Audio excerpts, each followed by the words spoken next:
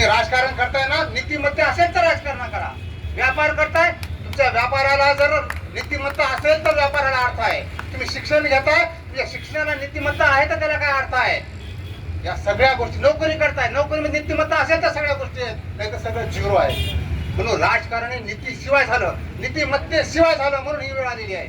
अहो 3 महिने लागतात तुम्हाला नीतिमत्ता म्हणून राजीनामा द्यायला.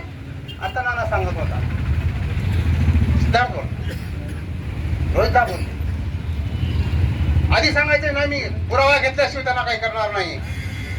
आजी दादाच म्हणतोय त्यांनी नीतिमत्तेनं राजीनामा द्यायला, पण आपण अजून म्हणत नाही मी नीतिमत्तेनं राजीनामा दिला आहे. कितीही माझोडीपणा आहे.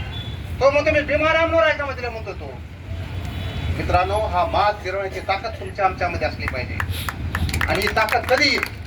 थोडक्यात सांगतो मित्रांनो, ही माझोडी लोक आहेत. आपल्या घरामध्ये साप निघाला तर आपण घर सोडून पळून जात नाही. काय करतो? सापाचा फणा ठेचतो. असल्या गुंडगिरी प्रवृत्तीचा फणा आपण वेळीच ठेचला पाहिजे. तर येणारा काळ आपला सांगणार आहे की शेवटची वेळ असली पाहिजे. देशमुख अण्णा, संतोष अण्णा देशमुख हा शेवटचा बळी असला पाहिजे. आणि गोपीनाथ मुंडेचा पुतण्या हा धनंजय मुंडे हा सुद्धा उर्मटा शेवटचा असला पाहिजे, किल्लावर शेवटची असली पाहिजे. अशी आपल्याला शांती करावं लागेल. अधिक न बोलता या सर्व महामानवांना विनम्र अभिवादन करतो, थांबतो. यानंतर आपण सर्वांसाठी श्रद्धांजली अर्पण करूयात.